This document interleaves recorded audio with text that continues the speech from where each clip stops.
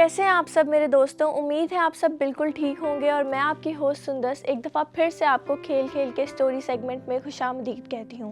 उम्मीद है पिछली सुनाई गई कहानियाँ आपको बहुत अच्छी लगी होंगी और आपने उनसे एक अच्छा सबक सीखा होगा।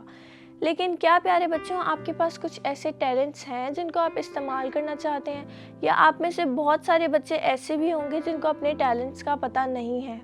तो आज मैं आपको एक ऐसे आदमी की कहानी सुनाऊंगी जिसने अपने टैलेंट को ना जानते हुए उसका इस्तेमाल किया और वो कामयाब हुआ।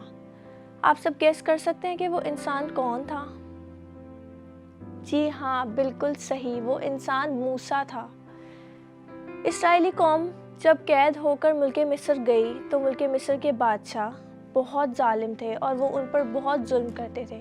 क्योंकि इसराइलियों की तादाद मुल्के मिस्र में बढ़ती जा रही थी तो फिरौन ने सोचा कि क्यों ना वो छोटे बच्चों को मरवा दे ताकि आगे जाकर कोई उसकी सल्तनत पर कब्जा ना कर सके। और जब मूसा की माँ ने ये बात सुनी तो वो बहुत डर गई और वो खौफ में आ गई कि क्या मेरा बेटा भी मर जाएगा। उसने मूसा को 3 महीने छुपाए रखा और जब मूसा की माँ उसको ज़्यादा देर छुपा ना सकी तो उसने मूसा को एक टोकरी में रखकर पानी में बहा दिया और वो और उसकी बेटी मरियम पीछे छुपकर मूसा को देखने लगी। और मूसा पानी में बहता बहता शहजादी जहाँ नहा रही थी वहाँ चला गया और शहजादी ने अपनी सहेलियों को भेजा कि वो जाकर उस छोटे बच्चे को लेकर आए और उसको मूसा बहुत प्यारा लगा।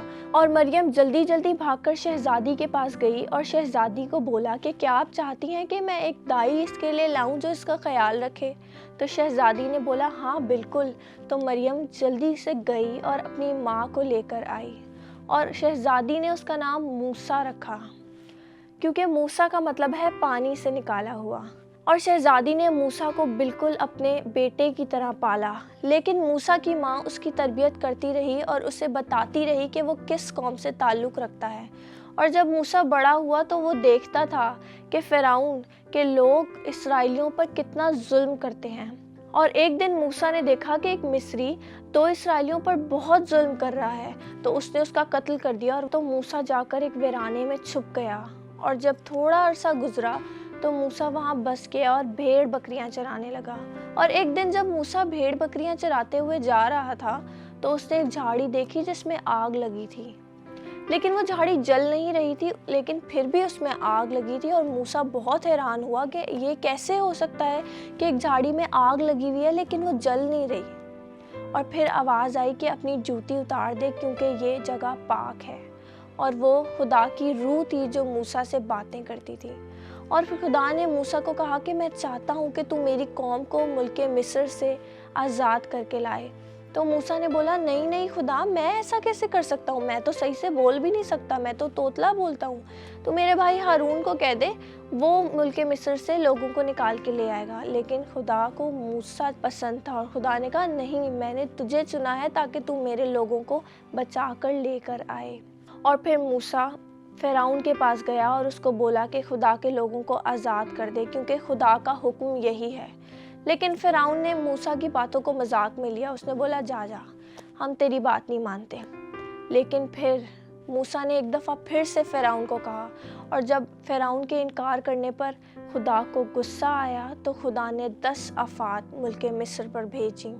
और फिर फिरौन डर गया और उसने मूसा को कहा जा, तू अपने लोगों को लेकर जा सकता है। लेकिन फिर भी फिरौन इस्राएली लोगों के पीछे आया।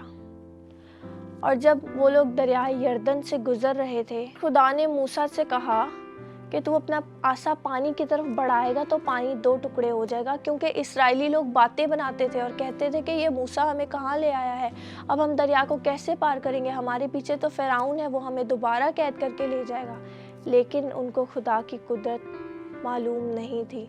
और जब मूसा ने अपना आसा पानी की तरफ बढ़ाया तो पानी 2 टुकड़े हो गया और इस्राएली कौम उसमें से गुजर गई। और जब वो गुजर गए तो फिरौन भी पीछे आया और पानी दोबारा से एकजुट हो गया और वो सब डूबकर उसमें मर गए। और फिर इसी तरह खुदा बियाबानों में से इस्राएली कौम को मूसा की रहनुमाई में लेकर आता गया। और मूसा को अपनी कुदरत या अपने टैलेंट का अंदाज़ा भी नहीं था कि वो कितना अजीम लीडर बन चुका था। اور موسیٰ کے وسیلہ سے اور خدا کی مدد سے اسرائیلی قوم ملک مصر سے نکل کر ملک کنعان میں گئی، اور یوں خدا نے اپنے لوگوں کو فتح دی۔ تو پیارے بچوں، کیا آپ سب کے پاس بھی کوئی ایسا ٹیلنٹ ہے جو آپ چاہتے ہیں استعمال کرنا، یا آپ میں سے بہت سارے ایسے لوگ بھی ہیں جن کو اپنے ٹیلنٹس کا نہیں پتہ؟ خدا نے ہم سب کو ڈیفرنٹ ٹیلنٹس دیے ہیں، کسی کو چھوٹا ٹیلنٹ دیا ہے، کسی کو بڑا ٹیلنٹ دیا ہے۔ موسیٰ کو نہیں پتا تھا کہ وہ ایک بہت عظیم لیڈر بنے گا اور قومیں اور نسلیں موسیٰ کو یاد کریں گی۔ تو ہمیں اپنے ٹیلنٹ کو پہچاننے کے لیے کیا کرنا چاہیے؟ ہمیں اپنے ٹیلنٹ کو پہچاننے کے لیے دعا کرنی چاہیے۔ ہم جب خدا سے باتیں کرتے ہیں تو خدا ہمیں بتاتے ہیں کہ خدا نے ہمیں کس لیے چنا ہے اور ہماری خدمت کیا ہے۔ تو میں چاہتی ہوں کہ آپ اور میں ہم سب مل کر خدا سے دعا کریں کہ خدا، ہمارا جو ٹیلنٹ ہے آپ وہ ہمیں بتائیے، تاکہ ہم بھی موسیٰ کی طرح اپنے ٹیلنٹ کو پہچان کر اس کا استعمال کر سکیں۔ تو امید ہے آپ سب کو میری کہانی بہت اچھی لگی ہوگی اور آپ سب بھی اپنے ٹیلنٹس کو پہچاننے کی بھرپور کوشش کریں گے۔ تو مجھے دیجیے اجازت، اور پھر ملتے ہیں نیکسٹ سٹوری میں۔ تب تک کے لیے خدا حافظ۔